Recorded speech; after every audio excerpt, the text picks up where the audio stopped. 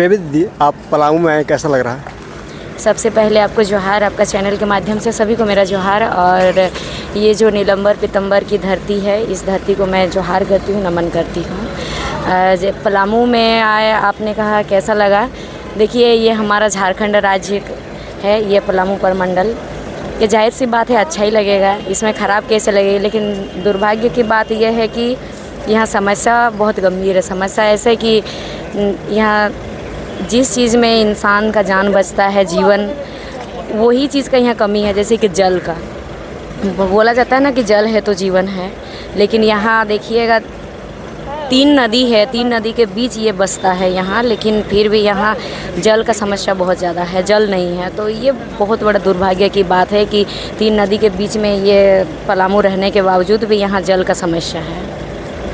दीदी, अभी जो छात्र लोग हैं वे आक्रोशित हैं, और ख़ासकर जो पलामू के डीसी महोदया मैम हैं उनसे, क्योंकि जो चतुर्थी कर्मचारी का जो बहाली निकाला गया है उसकी त्रुटियां को लेकर, इस पर आप क्या कहना चाहेंगे? ये जायज़ है, क्योंकि बहाली को लेकर के कुछ स्टूडेंट बताए, कुछ भैया लोग, दादा लोग बताए हैं कि यहाँ पर जो 10th का परसेंटेज है, परसेंटेज के बेसिक पे भी यहाँ पर नौकरी दिया जा रहा है। तो कुछ भी अगर सरकारी जॉब कोई कुछ करता है, नौकरी वोकरी, चाहे कुछ भी जॉब करे, या फिर उनका एज कितना होता है, मिनिमम 17.5 से 18 साल का तो मांगता ही है। और मैट्रिक कब देता है? 15-16 साल में।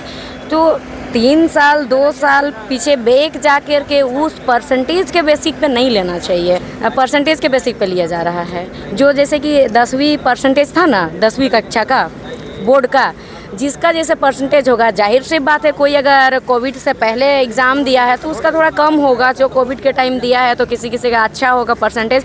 तो 2 साल 3 साल बैक जाके उसका परसेंटेज के बेसिक पे किसी को नहीं देना चाहिए नौकरी। हाँ, आप उसका एग्ज़ाम लीजिए, एग्ज़ाम लेने के बाद आप मेरिट निकालिएगा, वो एक अलग होता है। उस टाइम परसेंटेज देखा जाता है, जो एग्ज़ाम पास करता है उस टाइम मैट्रिक का भी जो परसेंटेज देखता है वो चलता है। लेकिन पहले ये परसेंटेज के बेसिक पे नौकरी दीजिएगा, ये गलत बात है।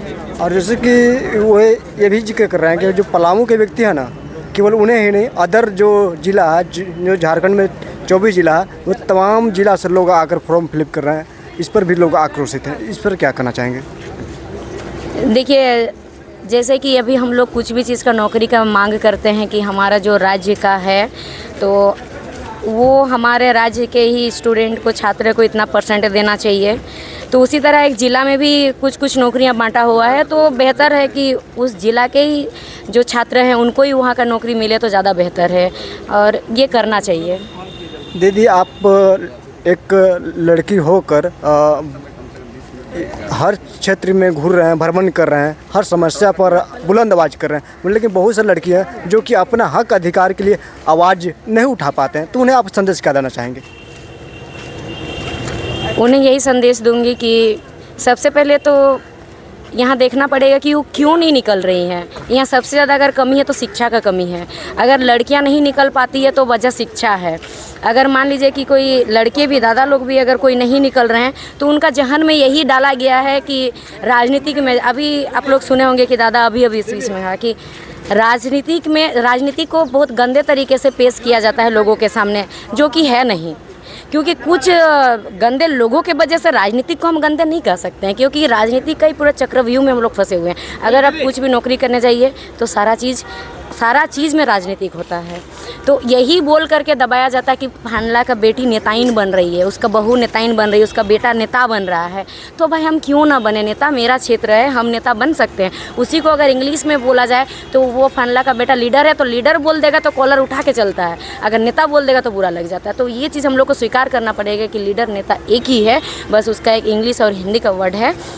तो उसको एक्सेप्ट करना पड़ेगा कि हम जिस तरह से नौकरी करते हैं, हम नेता भी बन सकते हैं। किसी का बोलने से, ना बोलने से कोई फ़र्क नहीं पड़ना चाहिए हमें। दीदी, थोड़ा एक और सवाल हम करना चाह रहे हैं। सवाल ये है कि जो नीलांबर पीताम्बर जो यूनिवर्सिटी है, यहाँ पे अक्सर लेट सेशन देखने के लिए मिलता है, तो इसके लिए क्या करना चाहिए जो बेसिस सर हैं उनको?